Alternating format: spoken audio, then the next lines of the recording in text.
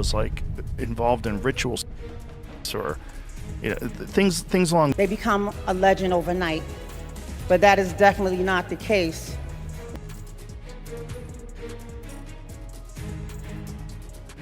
She was our age, and it's just scary because that could have been any one of us.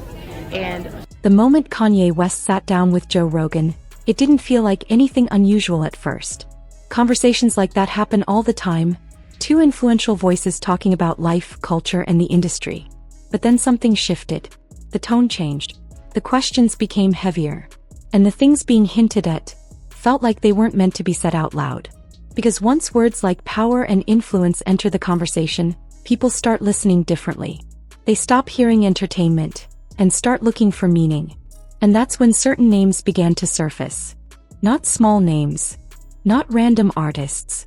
We're talking about figures who sit at the very top of the music industry. There was a guy that was getting money at the time. And, pimp. Those lines, like and eating people. She was an angel, and I know that now she's with God. People whose influence stretches far beyond charts and awards.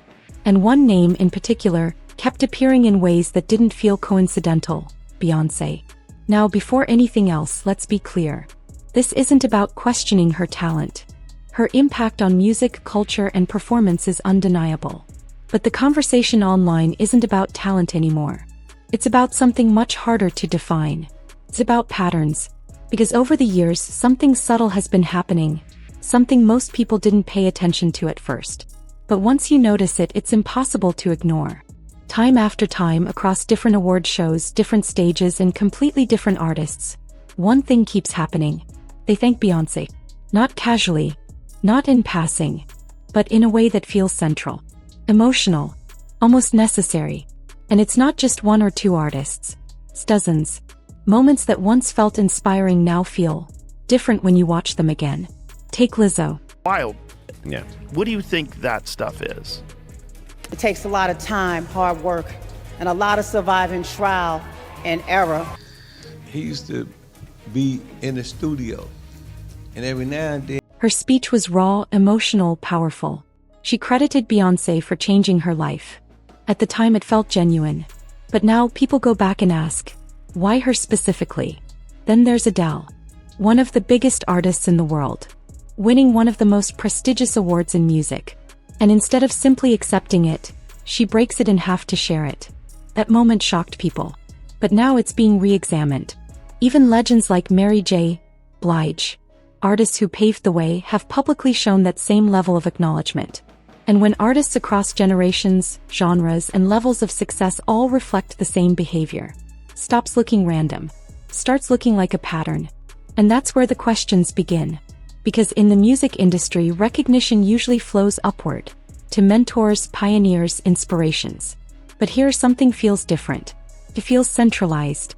And that brings us back to one of the most controversial moments in modern pop culture. The 2009 VMAs. A young Taylor Swift stands on stage, celebrating a huge career moment. Everything is going as expected, until suddenly Kanye West walks on stage and interrupts her. Riches and beauty and love and all of that, which... They tell me Beyonce's a witch and like that, that we should be scared. Yeah, okay. To achieve greatness. And he had a camcorder, so he was able to get some footage. And he wanted to... The world froze. It became one of the most talked about moments in award show history. At the time, people saw it as chaos, disrespect, a mistake that cost Kanye heavily. But years later, that moment is being viewed through a completely different lens. What if it wasn't random? What if it wasn't impulsive? What if it was intentional? Because think about it. Out of everything Kanye could have said, why did he choose to redirect attention to Beyoncé? Why that moment? Why that message? And more importantly, why did it feel so urgent? Once you start asking those questions, other things begin to resurface. Old interviews, old stories, moments that once seemed insignificant suddenly feel connected. Stories about preparation before performances. Not just rehearsals, but environments that some describe as deeply controlled, highly intentional. Some people call it artistry, creative excellence taken to the highest level. Others say it felt like something more. Something they couldn't quite explain, but couldn't ignore either. And then there's the concept of Sasha Fierce. A persona Beyoncé once described as something that takes over when she performs. At face value, it sounds like a performer stepping into character. But when placed alongside everything else being discussed, it raises new questions. What does it really mean to switch into another version of yourself on stage? Is it psychological, artistic, or something else entirely? And just when it feels like the conversation has reached its peak, another layer gets added.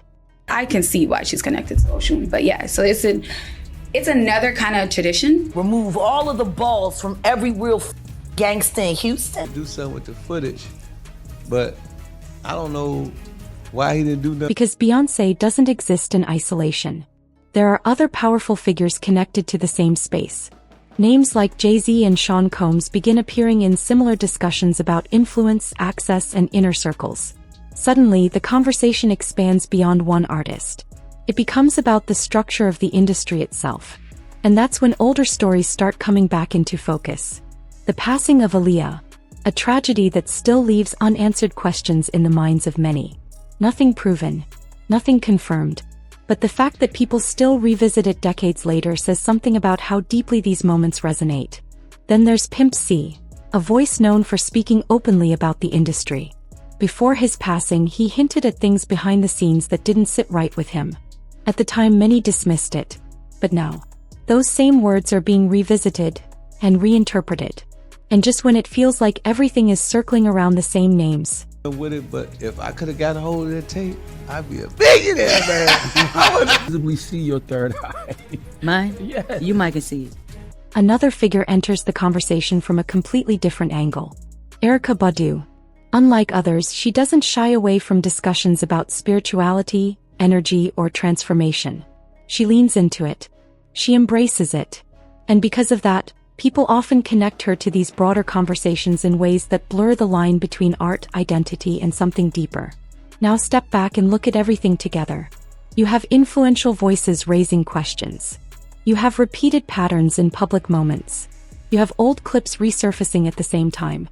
You have multiple high-profile names appearing in overlapping discussions. Individually, every single piece can be explained. But together, it creates a narrative that feels bigger than coincidence. Well, whoever it was, they had to kill me, man. I know TMZ would have paid a back. And that's where the real tension lies.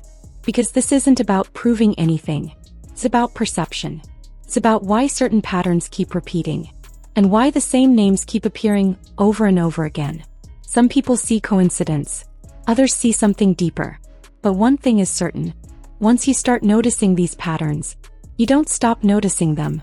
And once you start asking questions, you don't stop asking. So now the question isn't just what's happening. It's why. And more importantly, what are we not seeing?